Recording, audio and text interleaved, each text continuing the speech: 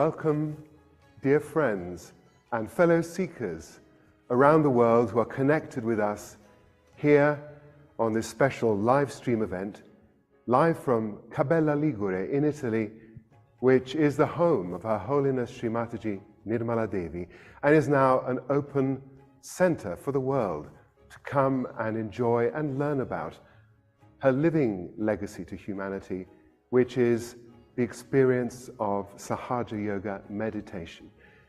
We'll find out all about that today from the people who knew her and followed her around the world while she ceaselessly traveled to share and awaken the innate energy which is in every human being to reach their full potential and recognize and experience the connection that we all have with the whole. Shri Mataji was born on the 21st of March 1923 in Chhindwara in India, and she was born into a family that had a great tradition of spirituality, culture, but also a great commitment to truth and to justice, which is why in the early part of her life she was very much involved together with her fellow citizens in the movement for the liberation of India from colonial rule.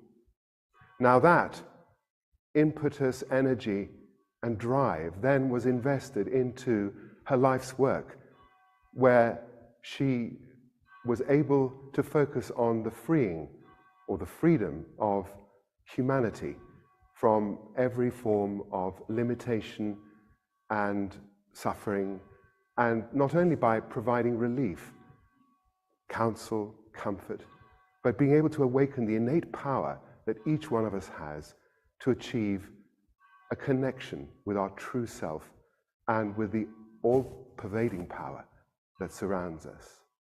Now, the way to obtain this experience is through self-realization, and self-realization then has an impact on all the people around us, our communities, and she maintained that the world could only change if we changed from the inside. Now, before we go any further and talk about this unique aspect of her life, let us now go to to Nirmal Dham in Delhi, where we will talk to Sandeep Gadkari, who was a child when he began Sahaja Yoga, but now he is surrounded by thousands of Sahaja Yogis who are celebrating this special moment together with him in Delhi. Sandeep. Jai Shri Mataji. From the holy land of India, and particularly Nirmal Dham, which is the Mahasamadhi place of our most beloved Shri Mataji, we are very honored and privileged to be here today to celebrate her 100th birth anniversary. Shri Mataji, from her very childhood, proved to be the great daughter of India. She was part of the Gandhian movement of Satyagraha for the independence of India. Soon, she came to be known as the Great Mother, the Grande Madre, fondly called as Shri Mataji Nirmala Devi. Such recognition is not only due to the fact that Sahaja Yoga is actively practiced in as many as 95 nations, but especially because it goes across all the differentiation of regions, caste, religions, creed, age, and ethnicity.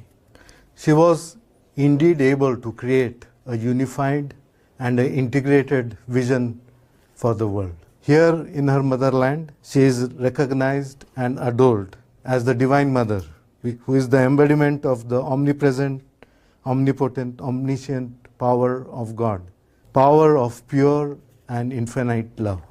Shri Mataji blessed us with the Sahaja Yoga movement, which she found in the year 1970, which is indeed a very unique discovery. She has given en masse realization to hundreds and thousands of people, helping them to achieve yoga, which is the union of the limited with the unlimited.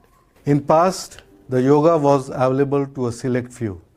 One had to renunciate the family life, the social life, go into Himalayas to reach a higher state of spiritual awareness. In meta-modern era instead, Shri Mataji made it very unique, very simple, facilitating Sahaja Yoga by living a normal life with a physical experience of the cool breeze on the hands and on top of our heads. How her unique discovery has helped individuals or the society. To the individual, it gives a balance, be it emotional, intellectual, physical.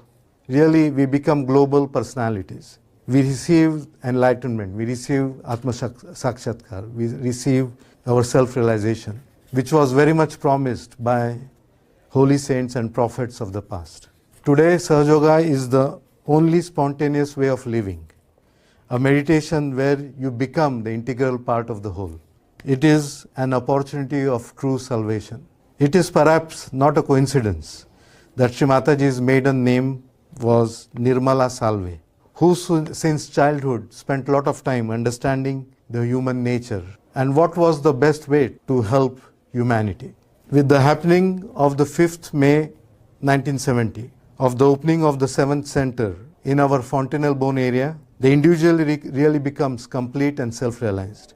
This then helps to build strong, stable families, society that then beautifully blossom as one global family.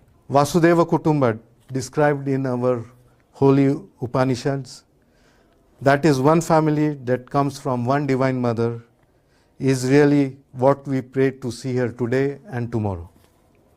I sincerely feel in my heart, Shri Mataji is very joyous today to see how Sahaja Yoga has reached the four corners of the world and helped countless human beings to become evolved spiritual beings and saints. It is up to us now to share this experience of Sahaja Yoga to as many as we can, grow deeper, becoming profound and enlightened individuals, and become one global family, enjoying the one present and the sustained future for our next generations. To commemorate this occasion, we are launching the Hindi version of srimataji.org website. We are also launching 48 volumes of Shri Mataji's 3,500 speeches that she gave in different places, in different languages, that we'll like to hold in different Sahaj libraries across the globe. We'll also be celebrating many Sahaja Yoga programs and events across the globe.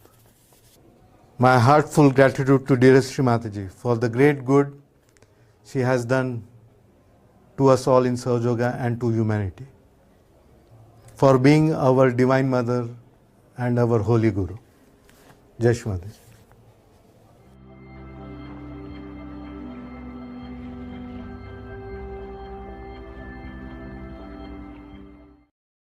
As Sandeep was saying, Shri Mataji not only spoke and gave lectures around the world, but she actually awakened the spiritual energy within us to actually enable us to experience self-realization.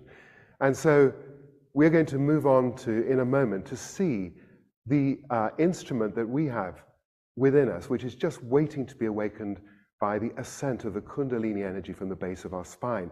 A series of, by now we know, we've heard about them, chakras, or wheels of energy corresponding to the nervous system, the central nervous system within us, and it's actually a tangible experience that we can all feel, and as he said, begins at the base of the spine.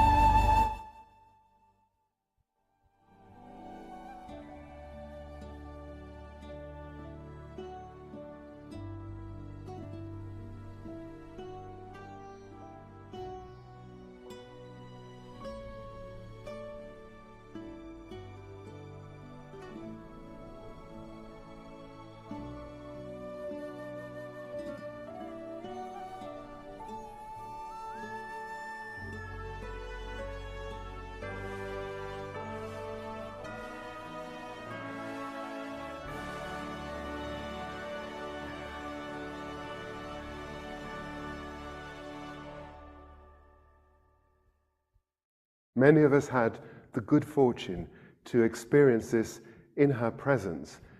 It is an experience that can be shared by everyone who receives it.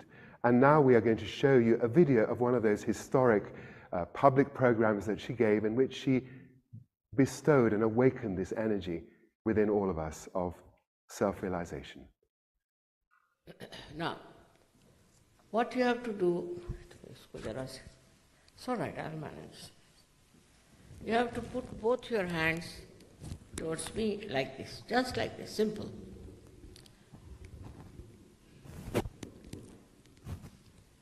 Just like this.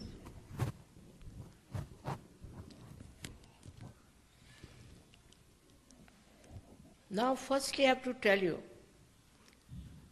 that you should not feel guilty. That's also another fashion in the West, to feel guilty. If you have done anything wrong, it's finished and gone, the past.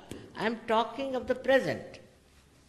So, whatever you have done wrong according to you, you need not correct it by torturing yourself. So please don't feel guilty at all, because if you feel guilty, this center catches and creates a problem for the Kundalini twice.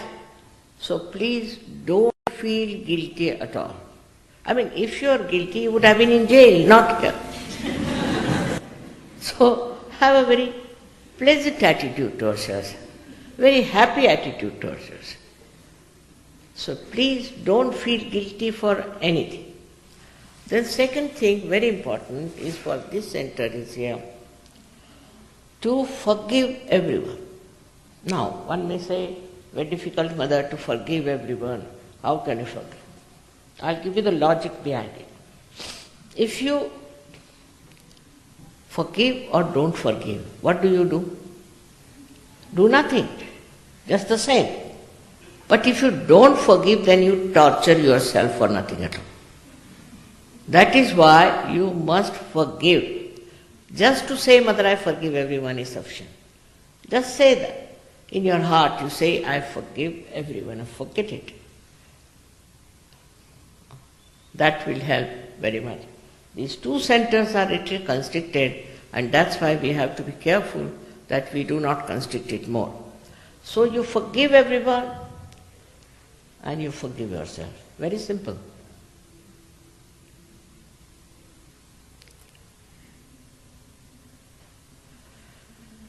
Now your hands are like these.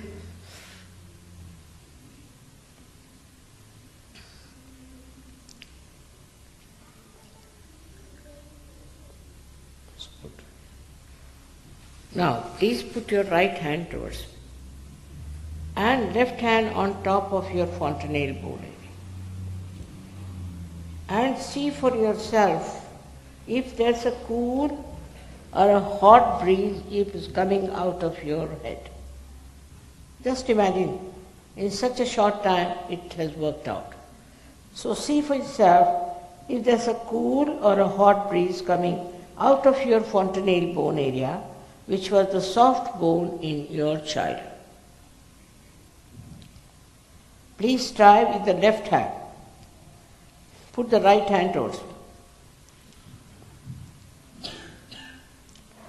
You can move your hand up and down on the sides. And do not say it is there if it is not there, please. We have not to cheat ourselves, but we have to be honest. Now, please bend your head and see. You bend your head and see yourself if there's a cool or a hot breeze coming out of your fontanelle bone area. Now, put your left hand towards me like this. And with the right hand, you see now, if there's a cool or a hot breeze coming out of your fontanelle bone area. It is hot because you have not yet forgiven. You have to forgive yourself and you have to forgive others. Because of that, it is still hot. Bend your head and see for yourself. You can move your hand up and down and see for yourself. This is a hot or a cold breeze coming out of your fontanelle bone area.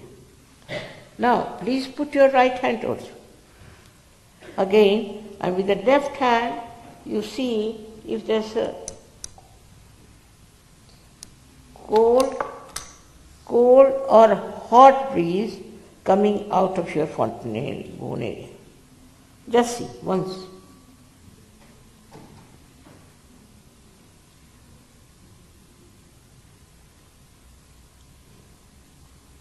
Now, please put both your hands towards me. Just like this. Because I told you the sympathetic is here. It has to work through sympathetic. Both the hands towards me like that.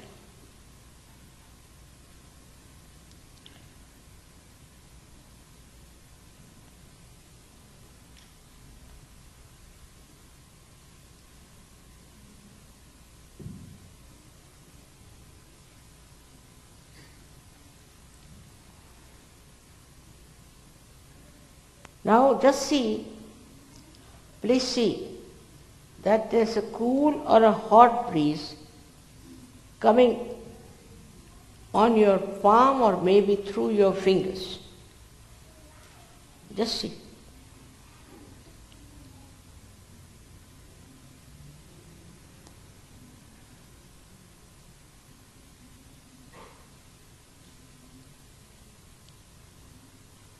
Now you don't think. You watch me and don't think. Just don't think.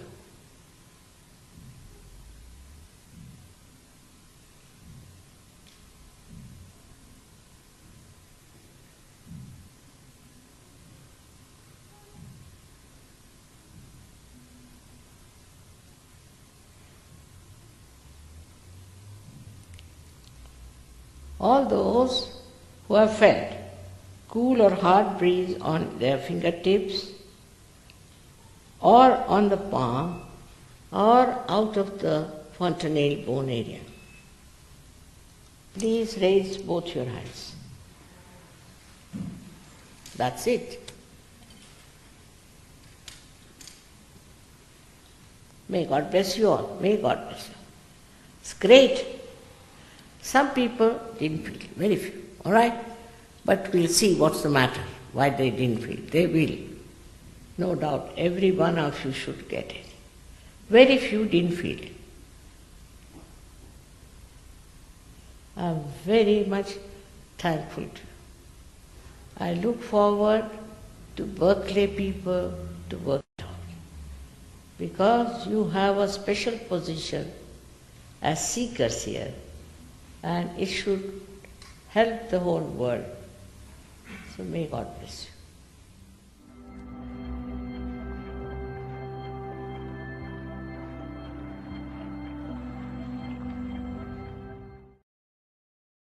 We are so grateful to be able to be here today to express our gratitude for this indescribable gift. Well, it has been described by some as a second birth, a rebirth. Speaking of which, we will now go to the place of birth, to the birthplace of Shri Mataji, Nirmala Devi in Chhindwara, India, where we will hear from Avdut Pai, one of her early followers. In fact, he was a child when he first met Shri Mataji.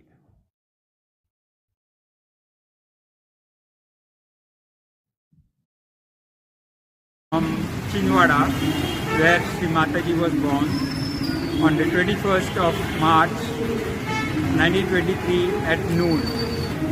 Shri Mataji came from a very noble family and she had a very noble heritage, the heritage of the Shalivanas. Chhindwara was the capital of the Shalivanas and her ancestors started the Shalivana dynasty.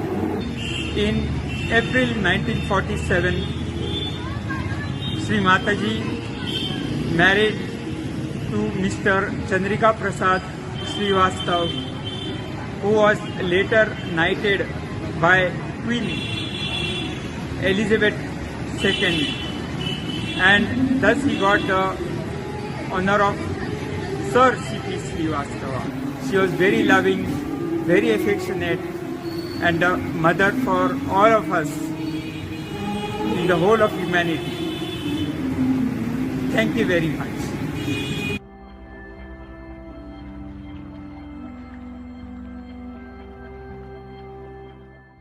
Thank you, Avadut.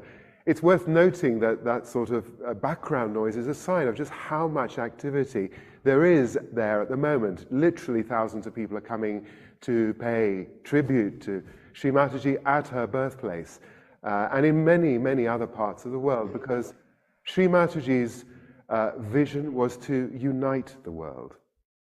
And the unity could be realized when we actually can feel and experience the unity, the connection, the spiritual connection that exists amongst all of us.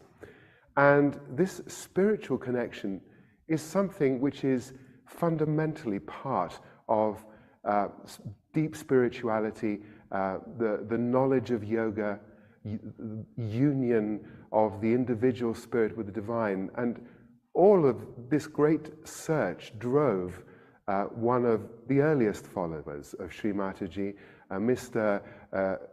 Nalgirkar, who we will now join where he is in India now. Mr. Nalgirkar.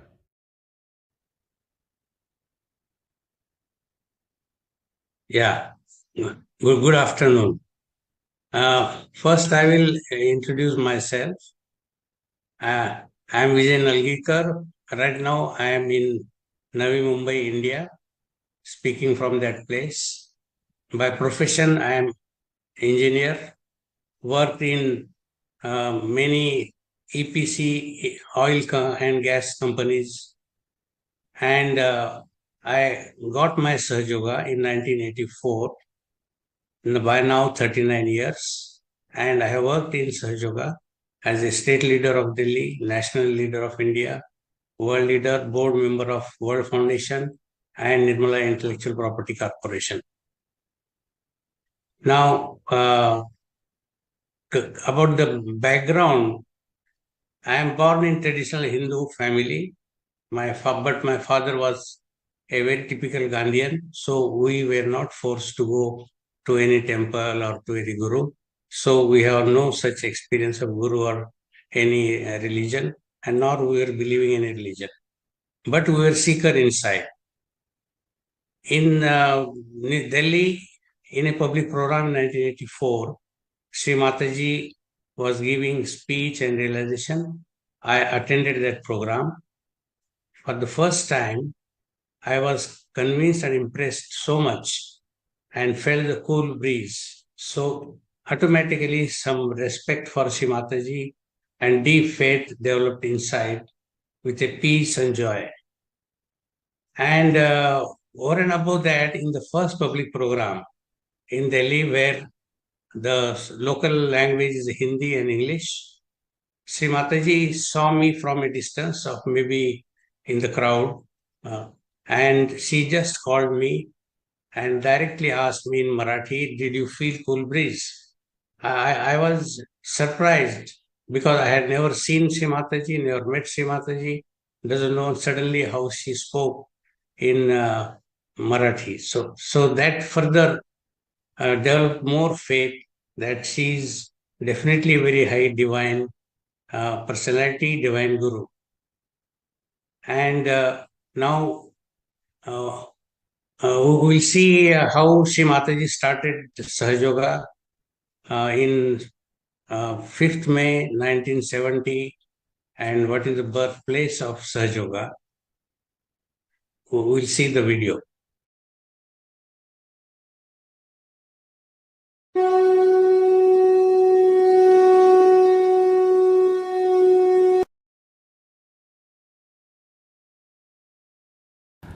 After her nation's freedom and settling her family, Shri Mataji devoted herself to the spiritual work of enlightening the human beings of the world for higher consciousness and transforming them.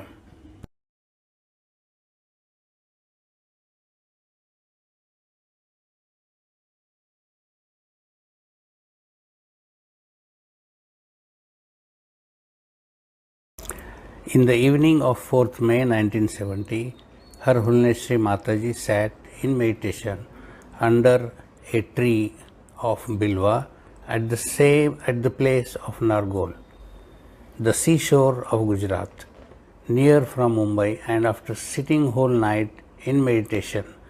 In the early dawn of 5th May 1970, at the nick of the doomsday, she opened the Sahasrara of the primordial being, that is Virat, a very great historic event for the entire human race. This not only saved the world but facilitated for the en masse spiritual awakening of the human beings. Shri Mataji gave self-realization to thousands en masse, unlike other guru who gave self-realization to one seeker only. Other notable uniqueness of Sahaja Yoga is that self-realized people can give further self-realization to others en masse. This spiritual technique founded by her is called Sahaja Yoga. Nargol can be called as birthplace of Sahaja Yoga.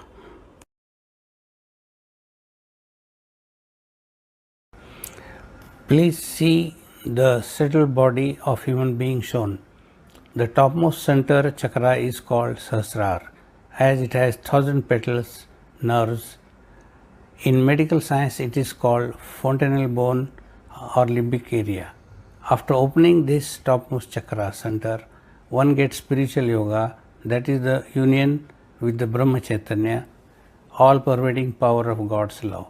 This chakra can be opened only by Her Holiness Shri Mataji Nirmala Devi. You can also see in the chart at the bottom of the spinal cord a triangular bone called sacrum bone, inside which resides the divine cosmic power energy called Kundalini, which is in dormant state. It can be awakened only by Shri Mataji, who is very high level divine guru. After awakening, the Kundalini travels upward and comes out of Sahasrar, topmost chakra center. This yoga is possible for every human being, irrespective of religion, race, color, gender, age, region, etc.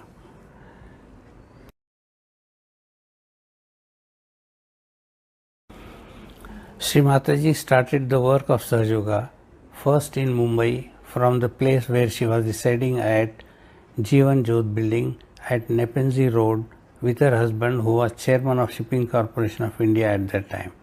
She worked on one person, then a batch of 12 persons for a few months, and could give spiritual awakening to all of them with the feeling of cool breeze called Brahma Chaitanya or Ruh. She used to conduct regular programs in Bharatiya Vidya Bhavan, Chowpatty, and Kowasji Jahangir Hall, Kulaba in Mumbai. Many seekers got self-realization in Mumbai.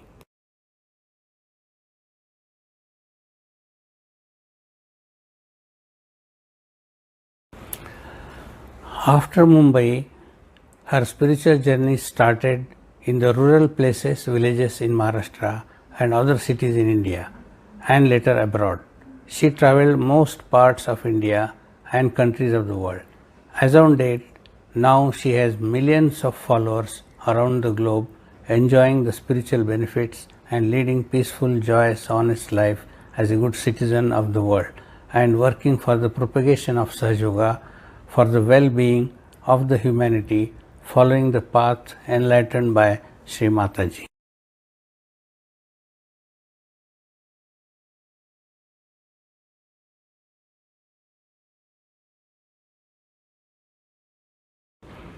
From Sahaja Yoga, one gets spiritual awakening called self-realization, free of charges, also called second birth or yoga as advised in all the religions. The real spiritual journey of a person starts after self-realization. If practiced sincerely and honestly, one becomes free from all physical, mental problems, feels peaceful and joyous inside, enjoying the human life with the blessings, and continue spiritual ascent to any level.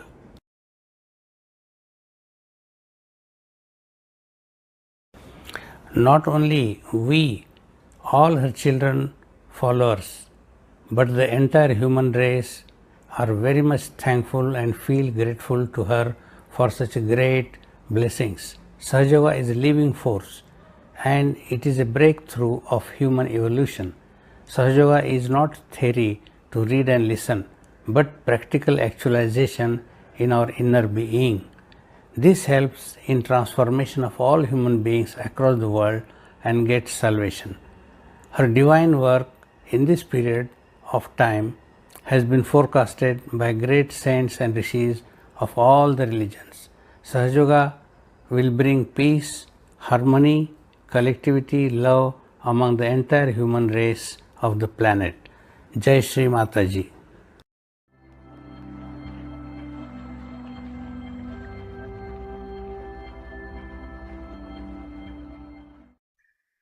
We have learnt about the historic moment on the 5th of May, 1970, when this topmost chakra was opened, creating a gateway for the possibility for every human being to connect themselves with this all-pervading power, this energy that we can feel so tangibly in our hands. And in that early period of the 70s, when Shri Mataji was really developing the whole process, the inner process and all its intricacies and permutations on her early followers, she then turned her attention to the whole world. And as a mother, she had to reach their heart. And it is actually also, it will not escape us, the historical significance that her first journey to the West to do this was England, the United Kingdom, where she spent many, many years with the yogis there. And we have with us today, we have Zafar Rashid, who will tell us more.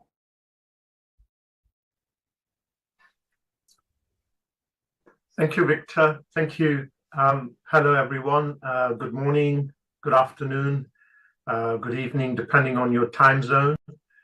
My background is from an Islamic culture. And I was born in Pakistan. I'm a doctor by profession, but I've lived much of my life in the UK. And I met Shri Mataji at Shuri camps, which was her residence in Cambridgeshire back in 1988. I had no preconceived ideas of who she was. All I knew was that she was a teacher of meditation. And that first meeting was truly transformative and shaped the rest of my life. I mean, some of the impressions that I had from that very first meeting with Shri Mataji were that she was a personality of great stature, of gravitas, of wisdom, motherly love, a purity and innocence, and really, I would say, one felt as if one was in the presence of holiness. So very, very saintly. Now, we've heard about how Sahaja Yoga, from its inception in India, then moved to the UK, and Shri Mataji traveled to the UK. She arrived in the British Isles on New Year's Eve 1973. And this was because her husband, Sir CP, had got a new job as the head of the United Nations International Maritime Organization, which was based in London. And in England, Shri Mataji worked for the first 3 to 4 years in a very personal, very intimate manner with just a handful of seekers, of devotees who were looking for their awakening. And she was able to spend a lot of time with them and help them on an almost daily basis at times through many of the difficulties those early seekers faced, the human challenges, the human condition. And she helped them get through that phase. And Sahaja Yoga sort of encompasses not just the very basics of life, but also contains the great eternal truths which many of us have been seeking. Then in 1977, for a period of about 6 years, Shri Mataji went more public and was holding meetings at Caxton Hall, which is in central London, and made around 100 appearances, gave 100 programs at Caxton Hall during that phase. And again, she was able to give a lot of time and a lot of attention to each person who wanted her time, either with questions or personal issues, or on how to achieve that in a transformation. So that was the beginnings of Sahaja Yoga going more public, and for Shri Mataji to refine some of the techniques to establish really fully the foundations of Sahaja Yoga in the Western world. And Britain or England was the focus of that. She told us that each country has a particular quality, and the quality of England or the British Isles was the heart, and hence the qualities of compassion and love and openness and generosity and especially joy. And also, just as in the human body, how the blood circulates through the whole body via the heart pumps it. In the same way, one of the purposes or qualities of England or the British Isles was to send this message of spirituality or a new awakening to the whole world. So essentially, globally. And that's what she managed to achieve, because England became the home, the place from where then she traveled to many other countries, to Europe, to America, to Australia, and then further afield, and we'll hear about that later. So from the 1970s into the 80s, and then when we go into the 90s, and there was a new era of a decade or so when we had annual programs, annual Sahaja public programs at the Royal Albert Hall, which were attended by usually several thousand people, around 4,000 people or so. And this was the great period of en masse realization, a demonstration of how thousands, tens of thousands, possibly in the future, millions of people could get their self-realization simultaneously as the collective consciousness deepens and grows and is purified. The effect of realization is much stronger.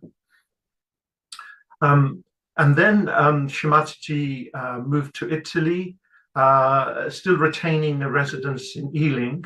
But even though she was in Italy, she did return many times to Britain. The last time we had the great privilege and blessing of having Shri Mataji in the UK was in 2006, when she had receded a little bit from public life, and she was in her 80s then, so quite elderly also. But it was 2006 was a glorious year for the United Kingdom, from really April right through till October, when we had the blessing of Shri Mataji being present here.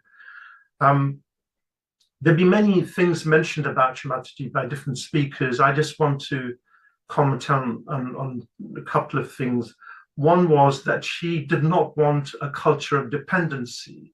She always said that we have to become our own gurus, our own masters, our own teachers. And yes, guidance is required, support is required, and motherly love is required, but we need to find our own way. The other aspect was, to her, love was not just an emotion, a feeling, but a force which could change the whole world, the whole globe, the whole of humanity. And the reason for creation, she said, was this power of love, because it is actually a power and a force. And just in the last few seconds, I want to mention her unique sense of humor. Perhaps other people haven't mentioned it, but she made us feel very, very comfortable in her presence. And on this very special day, eternally grateful to her for all that she gave to me, which time doesn't allow to go into. So thank you. Thank you for listening and watching. It was incredible how much you were able to convey to us in some brief moments. And I just want to take the opportunity to tell everybody that there is this very beautiful website called shrimataji.org, in which you can find so much about her, and also how you can connect to all the yogis, the practitioners of Sahaja Yoga in your region of the world or in your town and city. So please go over to srimataji.org at any time to find out more. And now, the next part of the journey takes us to Australia, a huge country that Shri Mataji visited several times. And we have two Sahaja Yogis online with us now, Mark Williams and Robert Henshaw, who will tell us a bit more about how they came to meet her and the beginning of Sahaja Yoga in Australia. Thanks for your time, Victor. Rob Henshaw here. I became aware of Shri presence in Australia in 1983 and had the great privilege of meeting her at a public program in Sydney at that time, and was absolutely overwhelmed with her magnetic quality and her attention to such spiritual matters, and giving the audience some amazing experience, which was very unique in my experience and that in the audience, where we actually felt this actualized awakening within us, and it was a very, very strong experience for myself personally, which really attracted me to follow up and become one of Shri Mataji's great followers in Australia. So in the early 80s, she came to Australia in 1981 in the beginning, and travelled to several cities, including Sydney and Melbourne, and some of the other cities. And also later on, she spent quite a deal of time in Australia, sort of travelling around each time. So between 1981 and 1983, the amount of people actually doubled each time, and again in 1985, and so on. And so it really started with just a few people right at the beginning, to somewhere where we have thousands of followers in Australia who actually give the same gift to other people in our local programs in a free manner, in a free, open society, to improve the individual. But through that improvement of the individual, this transformative effect about the people around them, in their families and their friends and so forth. And one of the things which has been spoken about tonight in detail is that awakening of that Kundalini energy, which has that transformative power. One of the things she taught us actually was about the unique place that Australia has in the subtle system, which is about the first chakra, which was about the innocence and that experience and that awakening of that sort of quality.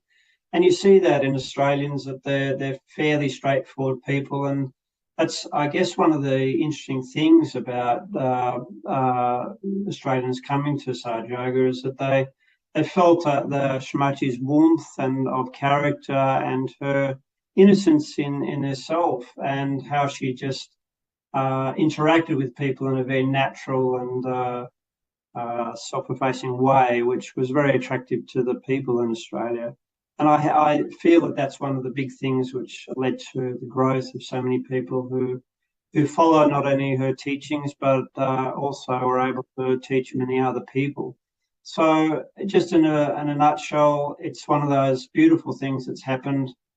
It's continuing to happen, and her legacy lives on very well, both in Australia and around the world. So thanks for the opportunity to pay our respects to our Divine Mother, Shri Mataji Nirmala Devi. I'll hand over to Mark.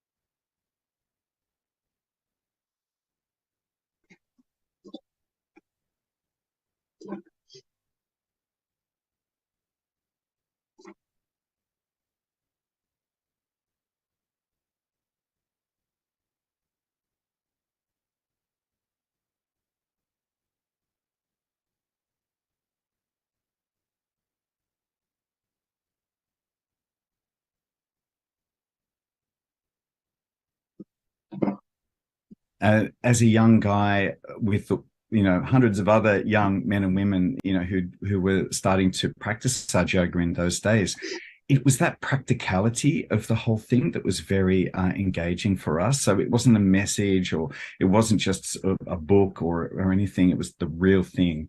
And subsequent to that, I found that I was able to correct myself and transform myself, and I became a very different person from what I was at the start. And I think that was something that when you see that happening to yourself, it's only then that you realize that there's really something going on with this, that you do feel the sensations on the fingertips, you do feel that mental silence, and the transformative nature of it is really practical. And I think that's the big takeout, that it's not about following a guru or anything like that.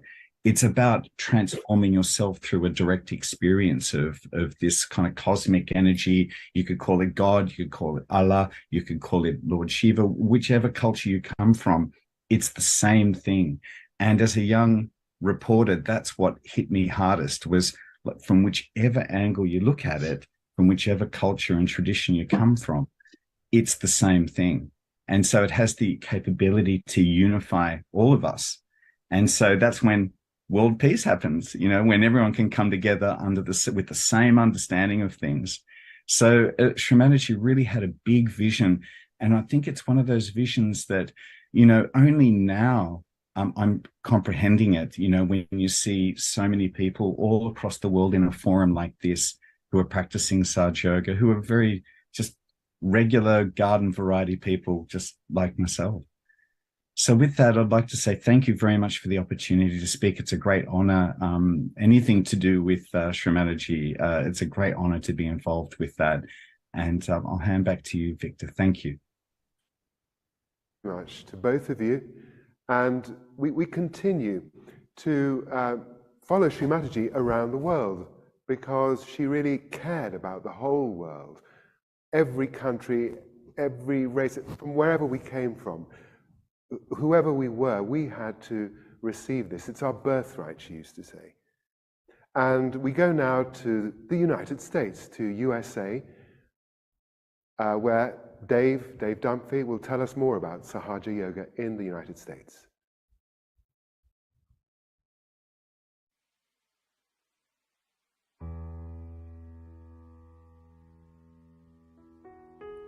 America was the first country in the West that Shri Mataji traveled to via Japan in 1972, and she made the long journey on a cargo ship in very Spartan conditions for 1.5 months to arrive on our shores. This marked the beginning of a 4 decades-long odyssey to bring her message of Sahaja Yoga and the experience of self-realization to Americans.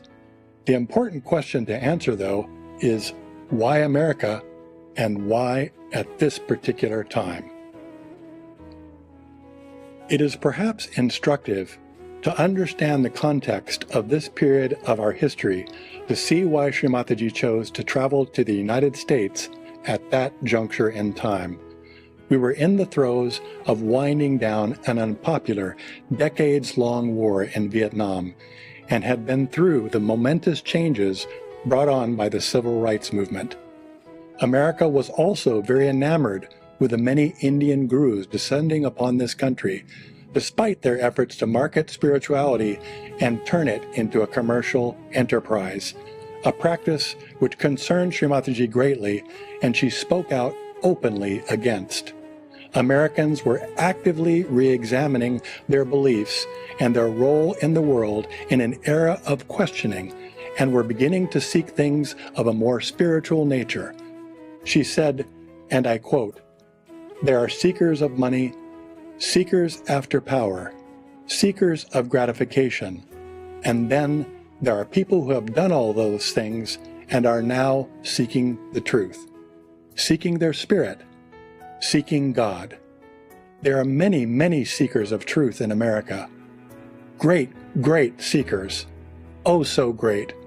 I want to meet them, show them how they can get what they have been looking for probably ages. lifetimes even, their self-realization. Perhaps the deeper reason for her consistent focus on this country could be discovered in Shri Mataji's revelation that America represents the Vishuddhi chakra in the subtle system of the universe, and that as such, it stands for diplomacy, sweetness, self-esteem, communication, and collectivity, like Abraham Lincoln, whom she said stood for collectivity. She felt that if America began to introspect and move away from its materialistic focus through the experience of self-realization, then this change would spread to the rest of the world, and in fact, that America was the key to the gateway for the dawning of collective consciousness on Earth. A manifestation where every person has awakened their subtle connection to the divine power and each other, and are able to feel the energy of others within themselves. To this end of establishing Sahaja Yoga in the Americas, Shri Mataji engaged in extensive tours across North and South America every year, giving thousands the experience of self-realization in many cities on both continents for several decades, in literally hundreds of public programs, often lasting late into the night. She worked physically on many of the seekers until they could touch the state of thoughtless awareness and verify the existence of the subtle system within themselves. Shri Mataji felt that her work here was so important for the establishment of the spiritual foundation of America that she set up residences on each coast to act as bases for the effort, and spent several months a year living here to realize her vision. She established ashrams and meditation centers in many cities across the U.S., a school, a 110-acre spiritual retreat in upstate New York, as well as the formation of a registered nonprofit organization called Vishwa Nirmala Dharma, whose recognition in the United States was seminal in getting similar nonprofits established in multiple countries worldwide. Because of her ceaseless efforts, Sahaja Yoga has been established in most major cities in the US and Canada, and thousands are currently enjoying more balanced and peaceful lives. Her life of service to humanity, both in the Americas and the world, is unparalleled, and for this we owe to her a debt of supreme gratitude on the occasion of the centennial celebrations of her birth.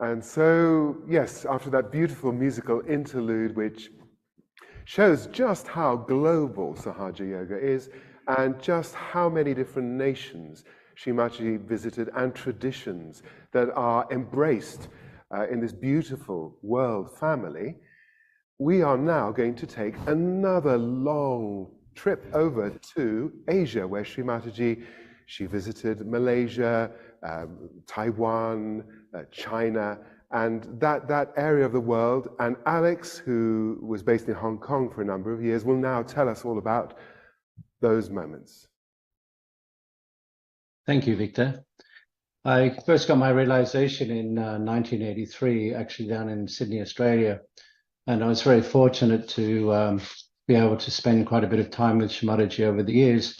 I spent in 1984, she invited me to stay with her in London. So I'd spent considerable time with her there. And when I came back to Australia, there was some touring that she was doing around Asia. And then in 1990, I was fortunate to be able to do all the video production work on the tour in 1990. So basically, she traveled to Australia mostly every 2 years. And then in conjunction with that, in 1990, she went on an Asian tour for the first time, visiting a number of countries. In fact, in 1983, she went to first Hong Kong and Malaysia. They were the two countries that she went to first off. And then later on, she visited other countries like Thailand and Taiwan and also in Japan. She spent quite a bit of time there in each of the countries, usually for a few days, a public program. There was a lot of activities. She'd spend quite a bit of time with the local collectives there to establish them in their self-realization experience. What amazed me about the time that she spent with people, she'd work on people for hours and hours, often to the early hours of the morning, and then she'd be up again very early the next day, and then often traveling to another country. So she spent quite a bit of time, obviously in planes, traveling around. But what amazed me was her incredibly boundless energy. So she was able to maintain this incredible presence and focus in the work that she was doing. She was very compassionate, and she'd give a lot of love and attention to every little detail, every person that was presented before her. She would want to know about what they're doing, about their family, and what are the things which were troubling them. And then she would often spend time working on them vibrationally, helping them to clear the vibrations, to improve their meditation, and giving them advice about what to do for their own spiritual ascent. So this was a very special time. And what was also very important for her was to reach China. And I think in 1990 on this tour, we visited Hong Kong, and she said to me that it would be good if I could come and help to establish Sahaja Yoga in Hong Kong. And she said Hong Kong was a key part, or a key gateway to going into China, or spreading Sahaja Yoga in China. And I think the most important thing about China is obviously the number of the population, and also she said there's a lot of seekers. They're very deep people. When she went to first went to Beijing, she was probably the early 80s. She was traveling with her husband CCP, doing a trip around different parts of China, and she went on this cruise down the Yangtze River, and she was talking about the beauty of the landscape and just how everything was unfolding. She also mentioned that this river was of spiritual significance. And then later on, when she came to present, she was invited at the International Conference of Women, and she was able to present a speech at this conference. And then we were able to organize a public program in the hotel that we were staying in. And we invited the journalists and a lot of people attending the conference. And she reiterated this trip down the Yangtze River and talked about the primordial Kundalini and the ascent that this would provide and how important it was for people to take to a spiritual life.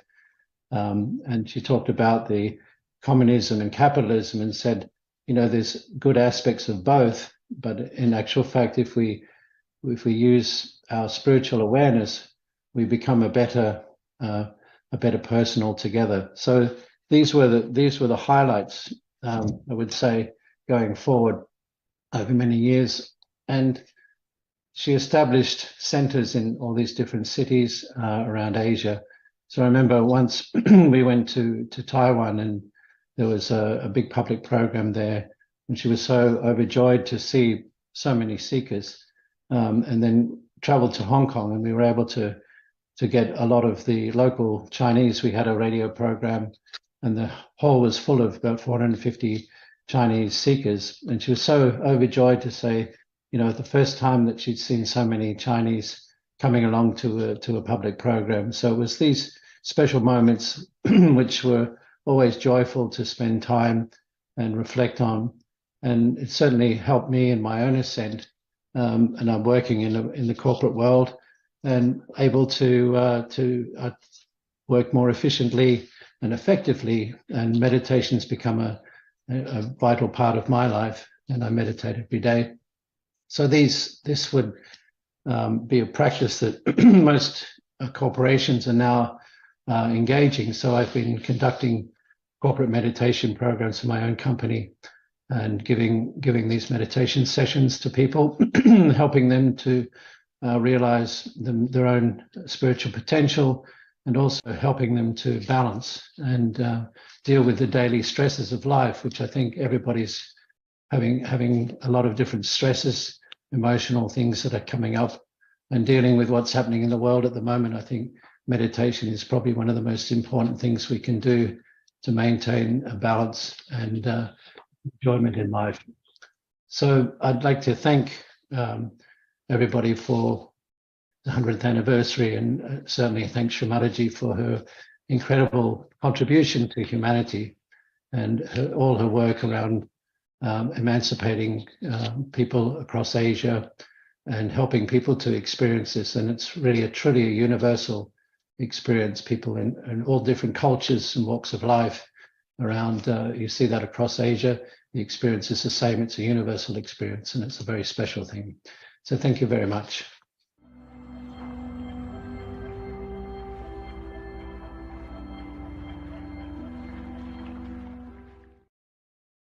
Thank you, Alex, and thank you to all the contributors so far who've just amazed us with giving us different insights into the story, the life story of Shri Mataji, Nirmala Devi, this really remarkable mother, we can call her, spiritual guru, but one who, again, enables us to become our own gurus, our own masters, and to connect with our own true self, which is what connects all of us, really. And during those travels, of course, many of us enjoyed incredible hospitality, and second to none in Turkey, which is actually the next leg of the journey. Shri Mataji visited Turkey several times, and we will now watch a video about that development in Turkey of Sahaja Yoga.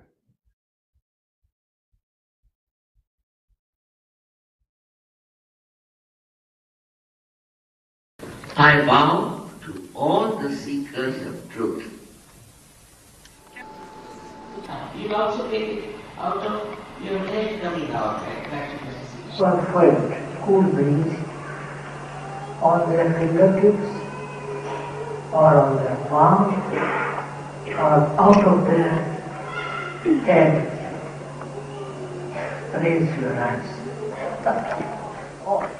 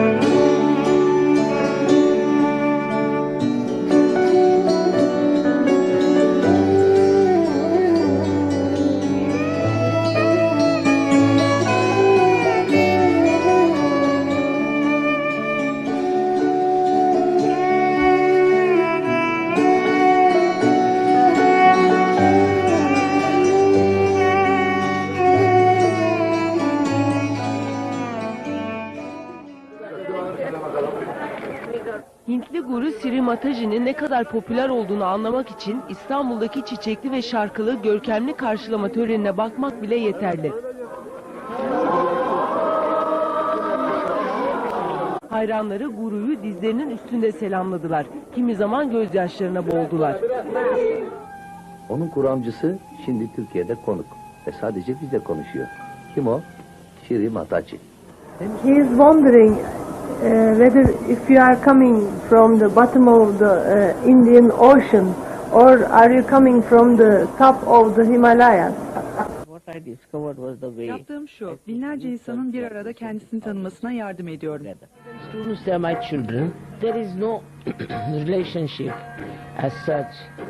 I just give them love. That's all.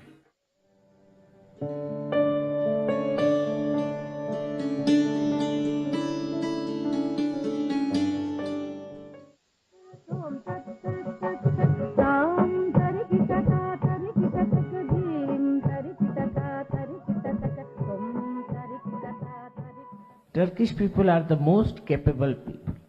If they take to anything, they do it very well. And I can see that in 3 years' time, this whole of Istanbul is changed. So many new buildings have come up. It's so different that you can't make out it's the same road or the same place you are in. So we have to learn from them. Is to be capable is one thing.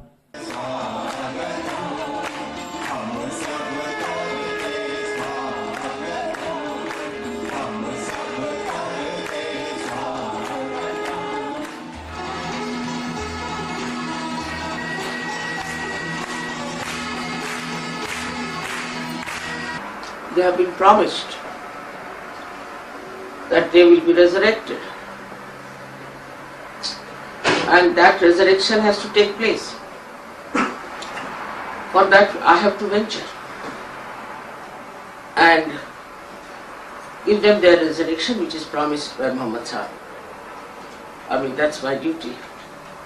And not only duty, but I am bound by it, that I have to tell them about their resurrection and to save them. They deserve it, no doubt. It is very joyous that all of us are here in Turkey to celebrate the puja to Fatima.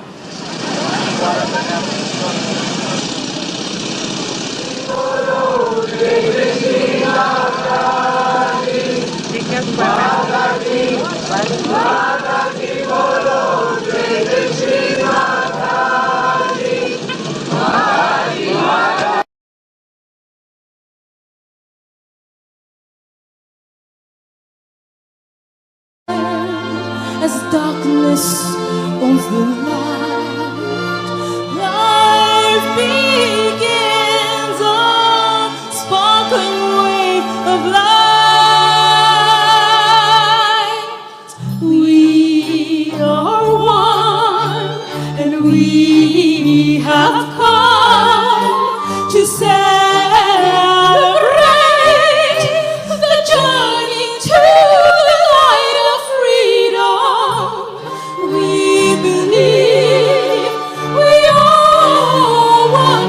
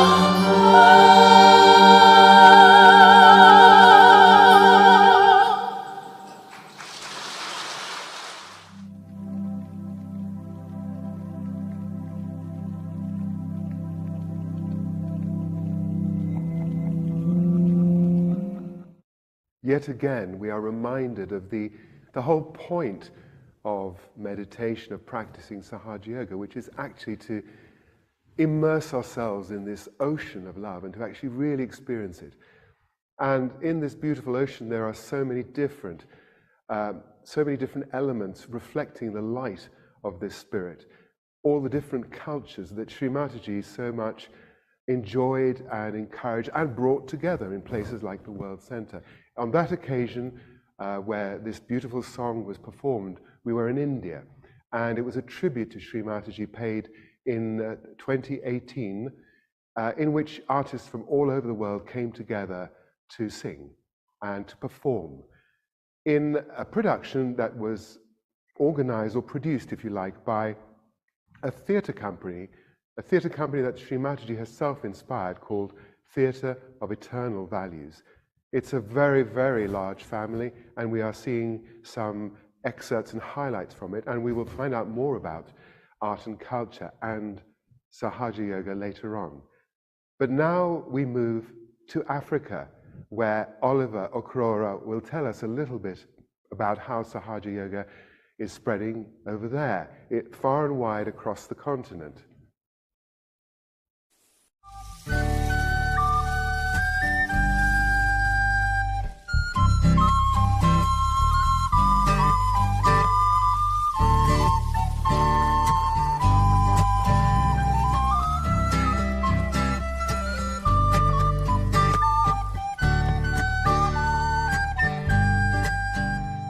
Sahaja Yoga in Africa. My name is Oliver. I am from Ivory Coast, and I've been doing Sahaja Yoga since the year 2000.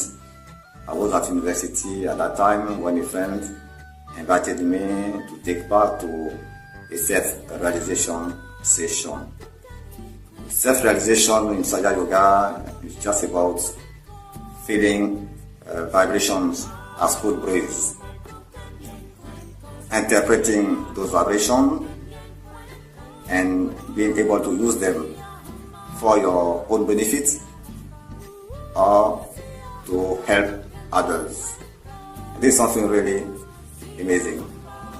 Shri Mataji visited the African continent, where she gave conference in Tunisia and Egypt, but she also visited Kenya and Ivory Coast. Sahaja Yoga is well established in Africa, where we cover more than 27 countries in all the 5 regions. You have South Africa, you have Cameroon, Gabon, Tanzania, Kenya, Morocco, Algeria, Sierra Leone, Togo, Mali, Burkina Faso, and of course, Ivory Coast. Someone who is a stressed person become relaxed. Someone who is a sad person become joyful.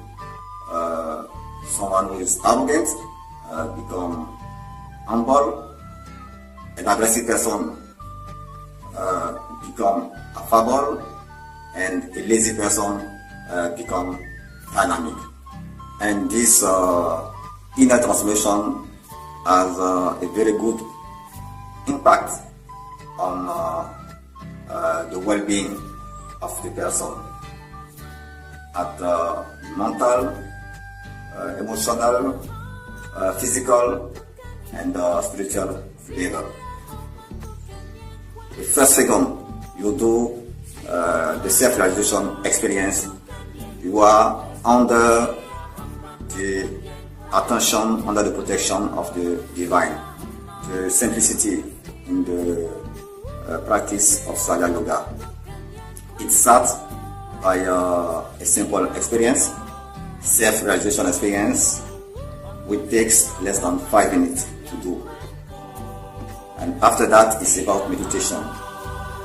Meditate at your own pace, anywhere and at any time. And it's free of charge from the bottom of our heart, we are very thankful to Her Holiness Shri Mataji Nirmala Devi for this inestimable gift to the humanity. And we'll be very happy to meet you in one of our sessions.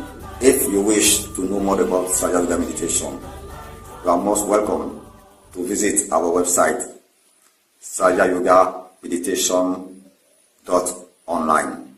We also offer a 10-week online course free of charge. Kindly visit letsmeditate.online to know and to register for the course. Thank you.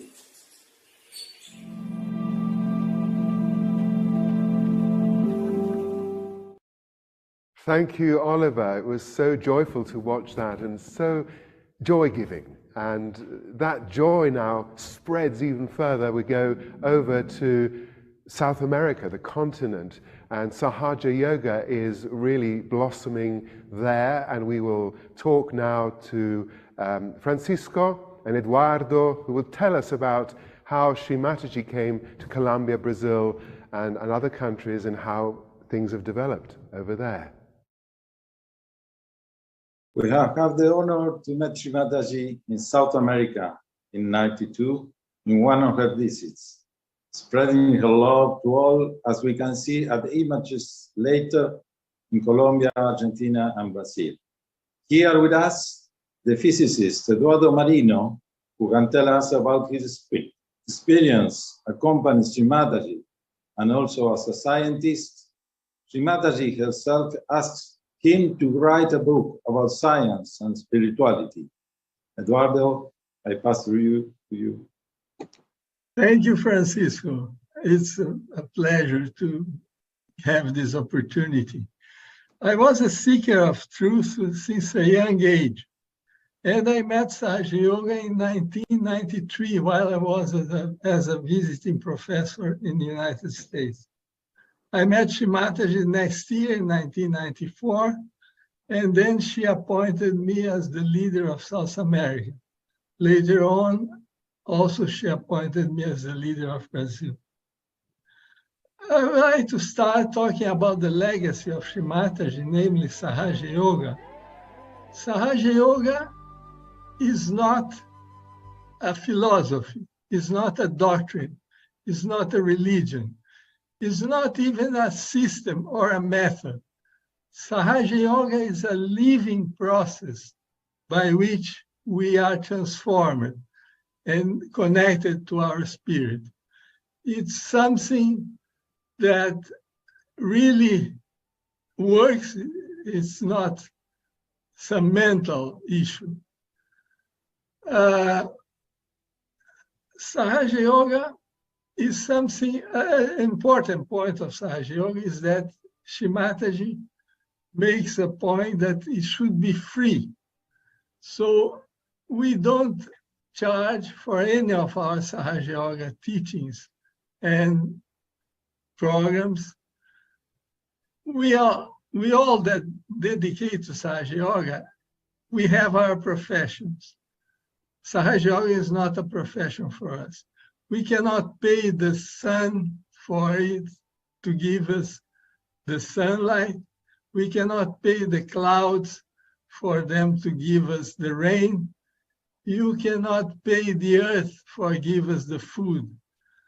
So in the same way, we cannot pay for our self-realization. So Sahaja Yoga is a living ideal for us. So for that, we ask you to join us in this wonderful task of spreading Sahaja Yoga all over the world. Let me thought a little bit about science in Sahaja Yoga. Shri Mataji asked me to write a book on science and Sahaja Yoga. And I presented her a first version of the book, and she said, you must include 2 chapters on the relation between Sahaja Yoga and quantum physics. I must say that even though I was a professor of quantum physics for 20 years, and I was in Sahaja Yoga for at least 10, I had absolutely no idea of what to write. And then I had one of the most amazing experiences I had in my life. I sat down with white paper and pen, put my attention in the top of my head, and I experienced all the phrases coming as an unstopped flow. And I started to write and write and write, and I felt it was all coming from the top of my head. So I learned a lot in this writing of the book. And later on, when I presented the complete result to Shri Mataji, she put her hand on the book and said, whatever is there is the truth. So just to give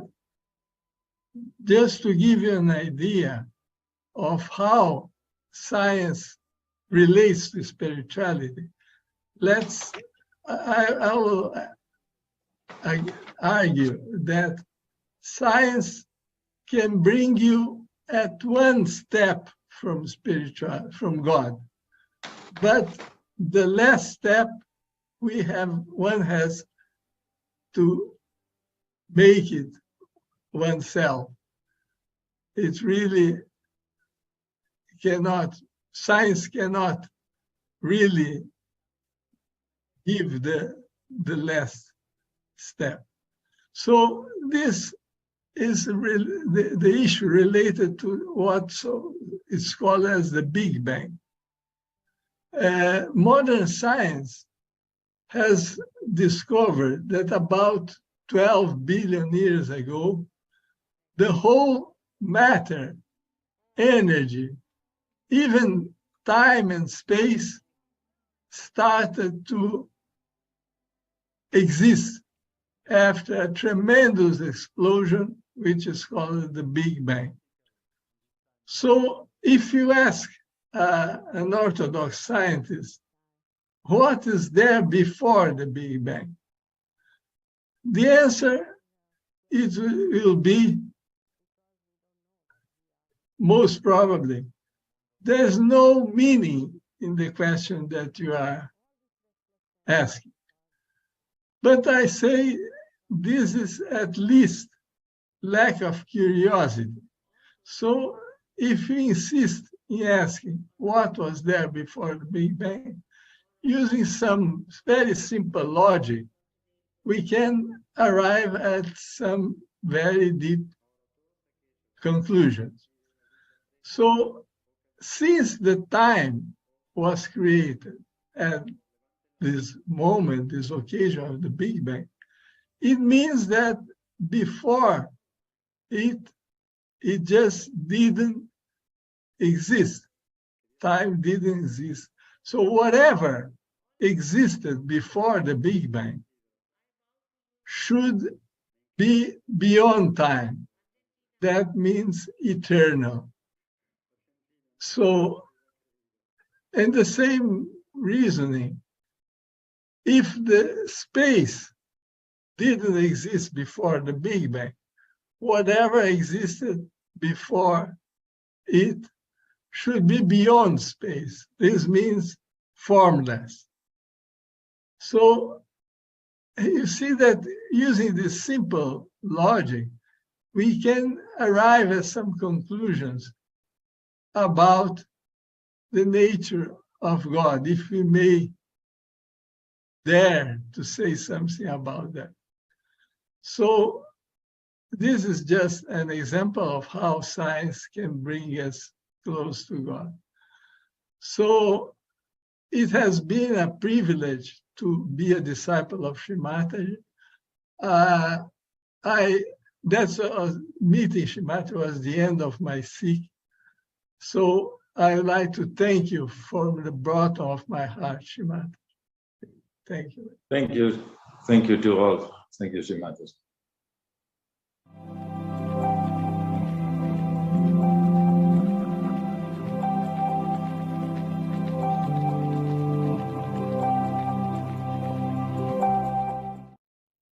Thank you so much for sharing the beauty of science with us.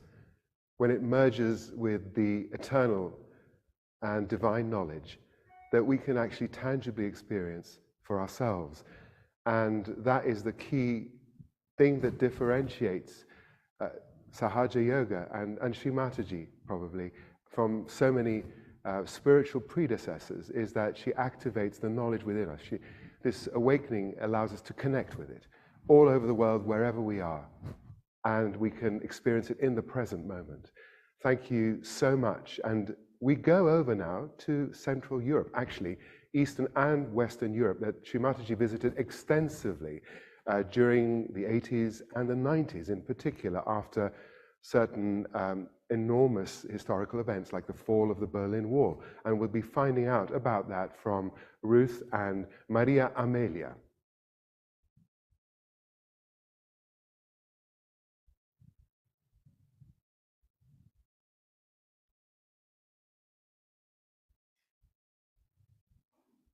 Hello, good afternoon. My name is Maria Amelia and I'm coming from Portugal and Switzerland. I first met Shri Mataji in beginning of '79, and when I was studying in UK. I got my realization in Cambridge, and a few days after I decided to go to London and meet her, because what I had felt was very, very strong. So I went to London, where she was holding programs, public programs, every Thursday evening at Caxton Hall. There I met her for the first time, and her message really appealed to me immediately for two main reasons. First of all, she was so accessible. We could go to her, talk to her, she would answer, she would interact with us with such simplicity. And the second thing was, I'm from a Catholic background, and I always felt it was too narrow. And here I found that she was speaking about the union of all the religions, the essence of all the religions. There I could find really, it was what I was looking for, universality. After finishing my studies in the UK in June '79, I went back home to Portugal. And later on, I was married to a Swiss national, which allowed me to go in Switzerland, live there, establish myself there. And together with a small group of Swiss, we were able to follow her for the first programs in many countries. For instance, the first in 1980, she came 2 times to Switzerland in April and September, October. And she went once to Portugal to attend a social function and then give public programs. As we could feel the benefits of her teachings and our inner transformation, we were inviting her to go to different countries and were accompanying her there. We are very privileged to do so, to attend the first programs in those countries, where she would deliver and spread her message. Sometimes she would also request us to go ahead and prepare these programs for her. This was my case, for instance, in Lisbon and Rio, where I went beforehand for a couple of months. Sometimes we would go single-handed, sometimes we would go in little groups, and we would do little programs, so when she would come, she would already have a few people who had realization and who would go on following her. We can say that in the 80s we had the spreading of Sahaja Yoga in Europe, mainly for the beginning, and we can call it as horizontal growth. Just to name a few, we had, for instance, in 1980, as I said, Switzerland and Portugal. Then in 81, it was the turn of Italy. 82, it was Austria, France, and Spain. 84, Belgium and Holland. 89, Colombia, Rio in Brazil, 92, again Brazil, Buenos Aires, and so on. This just to name a few, because I don't remember all of them. We can say that she traveled tirelessly from 1980 to 2010 to many, many countries in the world. As an example, for instance, just in Switzerland in 15 years, she went 18 times and she gave 42 public programs. So just imagine if we multiply that by 90 countries, how often she traveled. When she was arriving at these countries, she was very interested in what was going on. First, the history, the art, the culture, the handicrafts. For instance, once in Madrid, at the beginning, she would ask us to show her Goya's paintings. In Italy, she would go and visit the Sixtine Chapel, and then she explained it to us later on. She went also to Florence and visited the Uffizi Gallery to see the Italian masters. She would comment then the paintings and explain the subtle side and the spiritual dimension that these masters had given to their paintings. And I must say that it was quite an experience to be able to hear her teachings and comments in so many different aspects. For instance, in Portugal, my home country, she appreciated the handicrafts and embroideries, and she would buy lots of terracotta and tablecloths. Then she would distribute them and give as presents. Another aspect that was very important for her was children and to protect their growth and their innocence. Therefore, she created several schools, kindergartens and primary schools. And actually, the first primary school took place in Switzerland in 1988. And nowadays, I mean, Sahaja Yoga is being given in some schools where the teachers realize that the children have a much better attention and they stabilize and are better in class. They also did a couple of them in Switzerland. They went to some prisons and gave realizations to prisoners, and they felt their benefits in themselves. On a personal level, she would give us advice regarding our personal and professional lives. She would follow us attentively. She will give us all her maternal love and guidance. She would work personally on our subtle systems, show us how to keep our chakras and channels in balance, make us improving spiritually and going deeper inside. She taught us also detachment of material worldly matters, but at the same time living within the current economic systems and problems. For instance, in Brazil, she gave some economic advice to some ministers and gave the realization to the Senate president, which was really happening. And they heard her words very carefully. We can feel that the impact of her teachings in our personal and spiritual lives were everywhere, anywhere. To make it short and to end, I would just like to say that what she taught us mainly was to go beyond our small worldly limitations. Good afternoon, and thank you for your attention.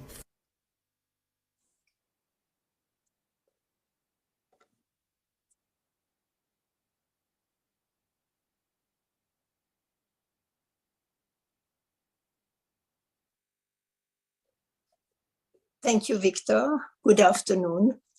I met Shri Mataji in 1981 and got my realization just 4 months before.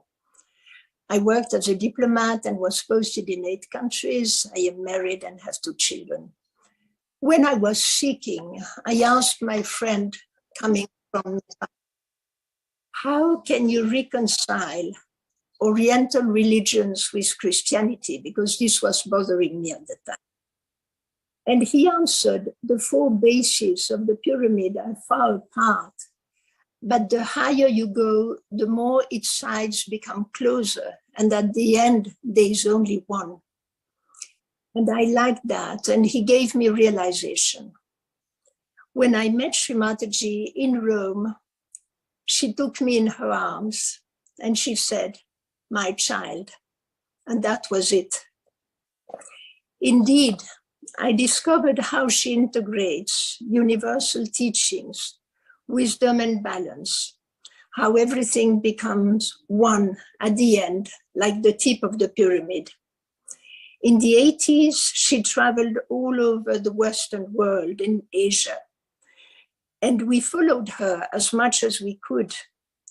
In the 90s, after the fall of the Berlin Wall, she toured each year Eastern Europe. Her teachings were valid for all seekers, and they evolved in parallel to our growth. We grew thanks to all situations she put us in. Public programs, traveling in any conditions, getting us to make friends with different cultures and conditionings, rubbing our egos against each other in all circumstances. She taught us balance in all, in our personalities as man and woman, equal but different in ways which should not disappear. She taught us to desire to grow to the place where there is only one country, the country of pure love, where there is no hatred, where we are all united, respectful, and feeling self-esteem, forgiving the others as well as ourselves, are at peace with ourselves, seeing only the qualities of the people, and pure joy surges. In fact, you may notice in all the photos you see this afternoon that her followers always smile, look peaceful, and enjoy. And it shows that what she gives to us is really in depth and is not superficiality. She taught us to extend our own limits, to go beyond what we feel possible, that by going higher, we acquire the capacity to witness, the capacity of detachment, like if we observe our Mother Earth from the moon. Growing personally, it becomes easier to grow collectively. Thus, a society can be transformed beyond nationalities, but it is a work never achieved, as we can see it daily, sadly. For so many things, her teachings were premonitory. In the 80s already, she warned us against abuse of plastics, the folly of materialism, leading dissolute lives, the attacks against innocence of children, the abuse of antibiotics, the overexposure of our skins in the sun, the overeating of red meat, the dangers of fanaticism and fundamentalism. She insisted on the respect and love for our Mother Earth and the environment. She constantly stressed the importance of family as the foundation stone of a healthy society, and for children to become solid and ethical personalities. And the list could go on, but always the balance, the respect, no extreme. Nearly every day, she spoke at public programs, in interviews, to doctors, asking us then also to organize such events ourselves without her presence. In Eastern Europe, she spoke in packed stadiums and huge halls. As such was the thirst to get out of a fixed and imposed way of thinking. She traveled constantly and none of us could follow her because after more than a few days, it was just not possible. She spoke to rich and poor, educated and uneducated, Christian, Buddhist, Muslims, Hindus, atheists, agnostics, to whoever was ready and keen to listen to her. In the 80s, she gave us a lot of personal attention, love, and also she was testing us as a guru does. She was training us to become trainers for others, train the trainers, acting as her instruments and as multipliers to contribute to the spreading of her teachings. She encouraged me to remain in diplomacy, and she followed closely my career, eagerly awaiting the moment I would become an ambassador. She would give us so much love and attention individually. We were basking in her love, but also her compassion and patience. My heart melts with gratitude, and all this is available through self-realization, even without her physical presence. Thank you.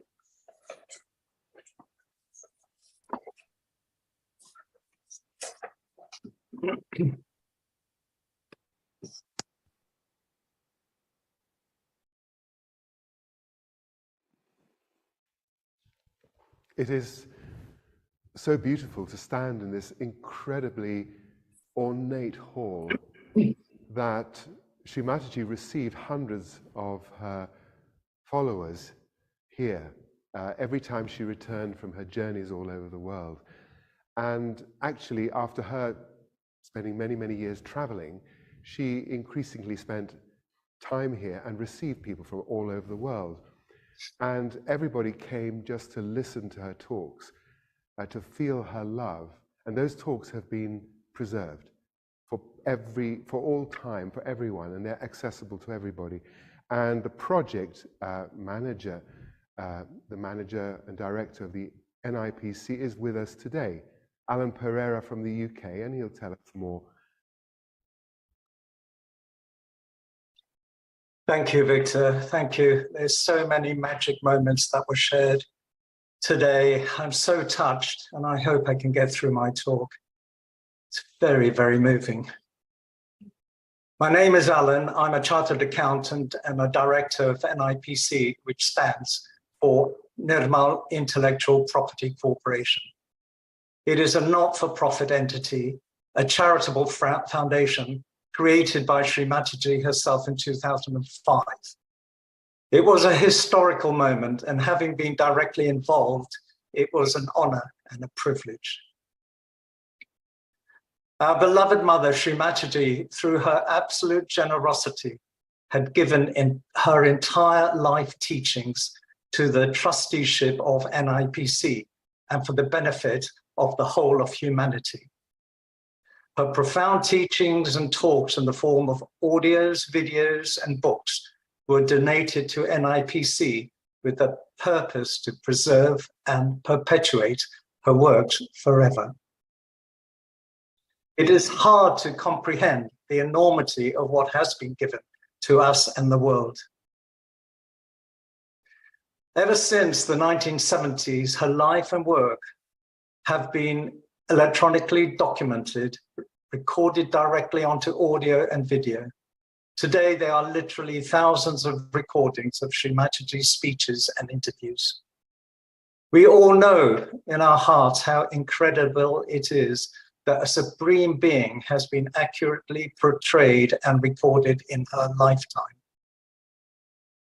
Generations to come and centuries from now, people will not only have accurate transcripts of her talk, but people will be able to hear the wisdom of her words, to understand the depth of her knowledge, to listen to the gentle melody of her voice, to see the movement of her being and the beauty and the splendor of her personality. It is a historic and monumental responsibility for NIPC to preserve these most sacred and holy knowledge and spread her message throughout the world. But with the advances in technology, it has been possible to digitize these recordings of her knowledge so that it is preserved in perpetuity. There is never a charge for this knowledge, and NIPC receives donations in order to function. Shri Mataji's public programs are freely available to all. We humbly express our deepest gratitude and sincere appreciation for the profound and extraordinary knowledge that Shri Mataji has given to humanity. Her teachings have brought comfort, healing, and wisdom to millions of people all over the world. Her insights and guidance have helped people find peace, purpose, and a deep understanding of the nature of truth and reality, especially in these troubled times. Her life's work has been a beacon of hope and inspiration for so many of us who are on our life journeys. Her tireless efforts to help us connect with our true selves and the divine have left an indelible mark on the spiritual landscape of humanity. She has shown us what it means to live a life in service of higher purpose. Her legacy will continue to inspire and guide us on our spiritual paths for generations to come. Shri Mataji, I offer you my heartfelt love, my sincere admiration and appreciation. We promise to share this great knowledge you have given us. The time has come for humanity to know the truth. The entire humanity can be transformed with your love and awakening. It is a dynamic force that can transform this world. Shri Mataji, please accept my heartfelt gratitude for everything you have done for me. You are truly a divine personality, and I'm grateful to have had the opportunity to visit your incredible life's work at first hand. I'm sorry, I just find this so moving talking about Shri Mataji. It just brings back so many of these private memories, and to relive these moments, my heart is just bursting at the moment. And I just have tears in my eyes. I'm sorry, it is very emotional. I was lucky enough to spend time at Shri Mataji. Those memories are precious. They are very special moments. I will deeply cherish them for the rest of my life. You have touched so many lives. You have touched so many hearts. You indeed are our beloved Guru, our gentle, compassionate mother that has given purpose to my life. Not only did you give meaning to my life, you in fact literally saved my life 21 years ago, which allows me to be able to be here today to speak about you. Thank you, Shri Mataji. Thank you, my beloved Guru. Thank you, my dear beloved mother. I owe you everything. I owe you my life. Thank you from the deepest part of my heart. Thank you. Thank you. Thank you, Shri Mataji. Jai Shri Mataji.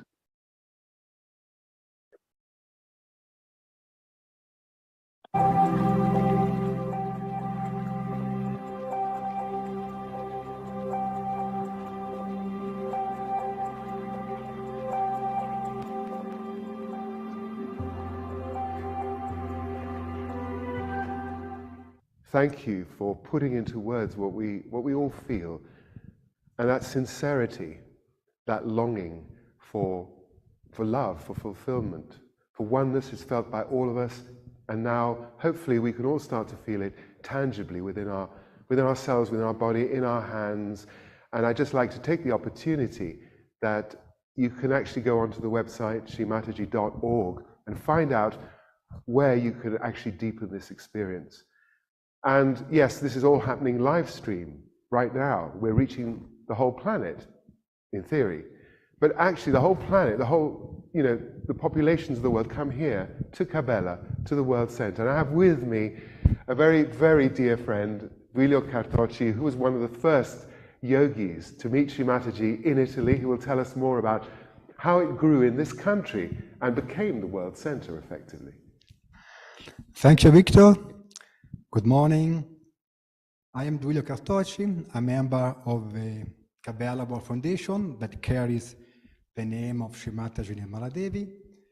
And I met Shri Mataji in 1981 when she came for the first time to Italy to bring her enlightened message of Sahaja Yoga and the possibility for humanity to receive the great experience of self-realization. And it is my great pleasure and honor to greet everyone from Cabela, Ligure, Italy, on this special day celebrating the centenary of Shri Mataji's birth. As I said, Shri Mataji came to Italy for the first time in 1981, and since then she continued to come to Italy every year. Then, in 1991, she chose Cabela, Ligure as her permanent home in Europe, where she spent the last 30 years of her life, from 1991 to 2011.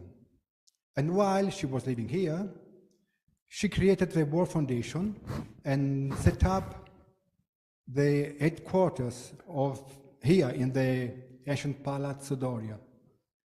The foundation is responsible for preserving, caring, and even expanding all the assets that she has left us in this marvelous valley.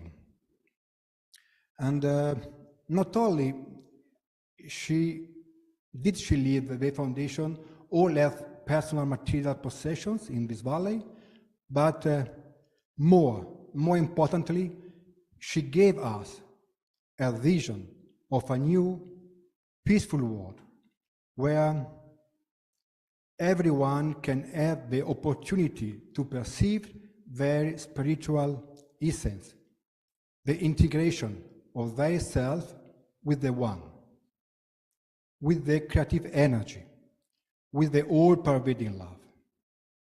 So here in the Val Barbera, where Cabela resides, the nature is still pure, and it expresses itself with great beauty in the mountains that surround us, in the lush valley, and the flowing rivers.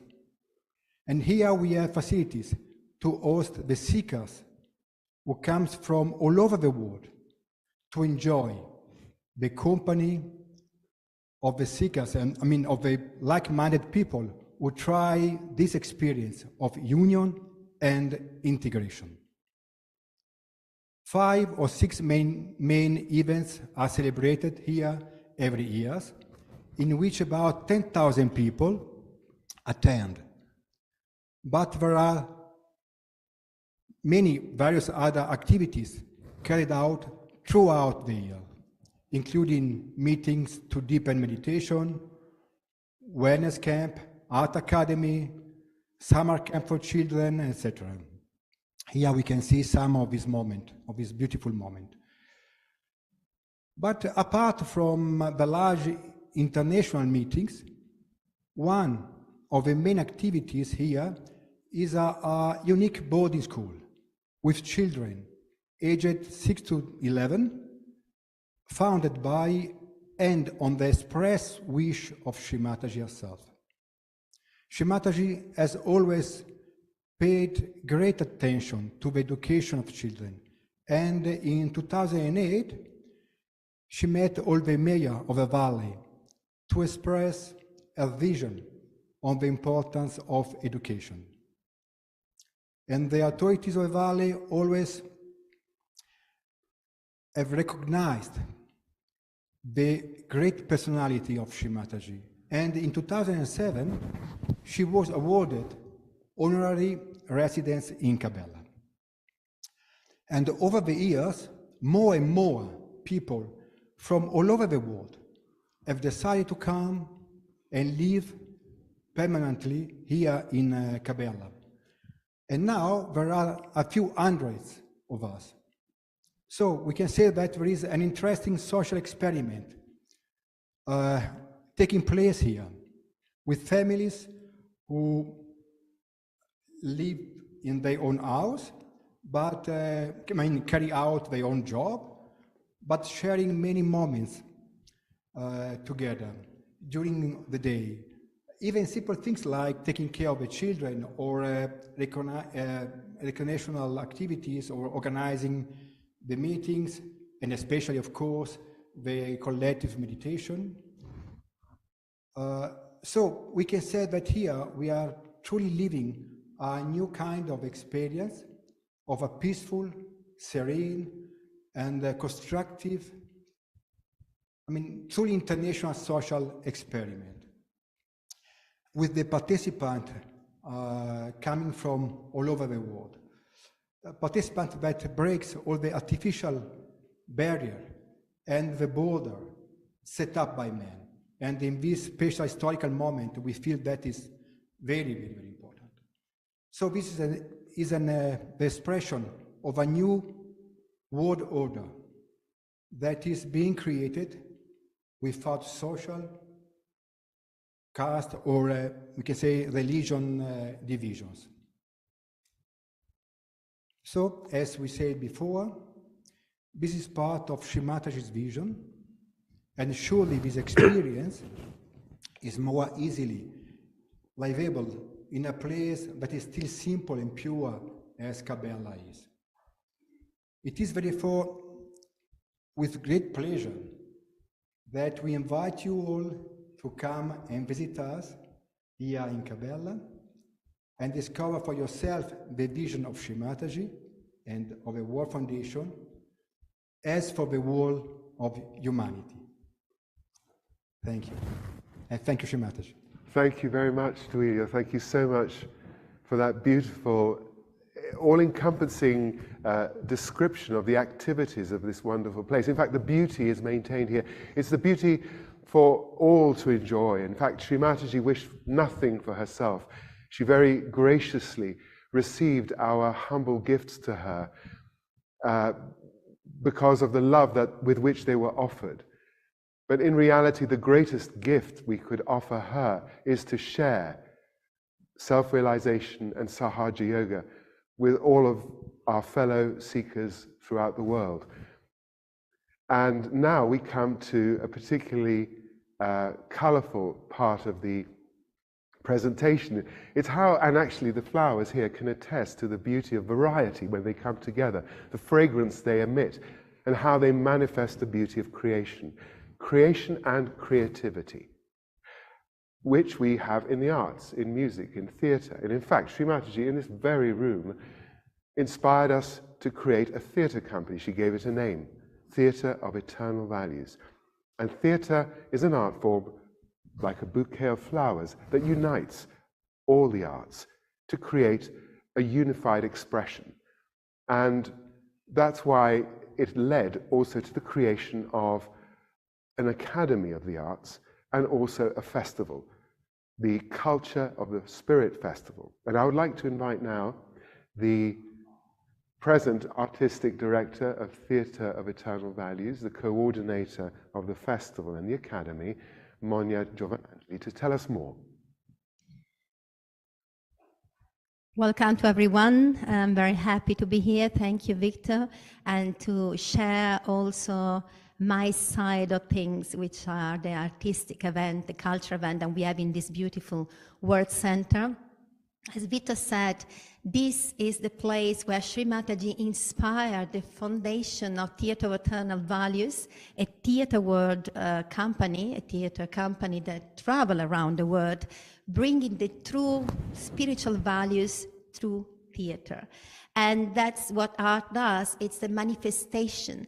It's the manifestation of the spirit through the art form. And that's why we have a beautiful festival open to everyone that desires to come in this beautiful valley called the Festival of the Culture of the Spirit.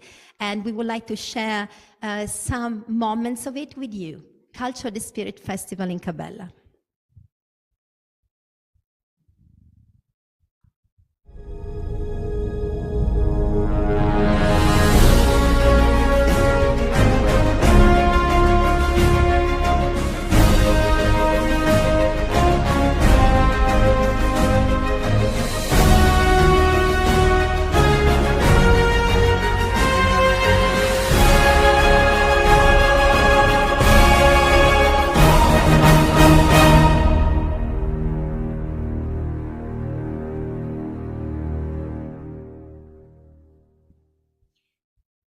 Ecco, questo era il Culture of the Spirit Festival. this was the Culture the Spirit Festival, and it's a joy for us to be able to share with you all these beautiful moments that are connected with our inner spirit. It's a group of artists. They all meditate, they all practice Sahaja Yoga, and they all have the desire to manifest their spirit through the art form. But we also have another event that Duilio was talking about in this beautiful center, that is the Nirmala Arts Academy, and this is an occasion for all of us and all of you to share this moment together and to learn from these beautiful artists. So as you see, Shri Mataji left us a very rich legacy, and we are trying to express it and bring it forward in all the way possible, and arts is one of it. So we thank you very much, and I hope you can come and see us in this beautiful World Center. And Victor, thank you for inviting me here today. Thank you, Monia. And it's so wonderful to conclude this beautiful journey in such a fragrant, colorful way. But now we will hear in a moment the voices of the children of the schools that Duilio mentioned here in Cabela. Before that, we would like to thank you all for having watched and joined us in this celebration of the 100th anniversary of the birth of Her Holiness Shri Mataji Nirmala Devi, our revered mother and guru, but really a mother of the world in a sense, who wanted to give this second birth or spiritual universal experience to everybody. And so we thank all of you. We hope you will go onto the website, the shrimataji.org website. We thank the technical team. We thank all those who contributed their experiences and to inform us and tell this story, in which we learned so much about something that Eduardo called a living process, an ongoing process. We hope that we will join together in this journey. We hope to welcome you here in Cabela, or when we also eventually travel. Thank you so much, everybody, and see you very, very soon.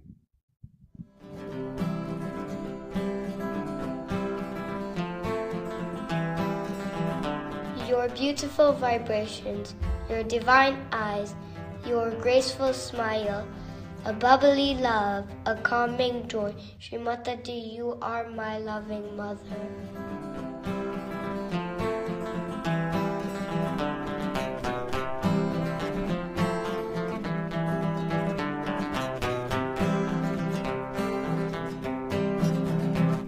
On the 21st of March, 1923, a baby girl was born in a Christian family. Her mother had spent a tiger in the wild, for she knew she was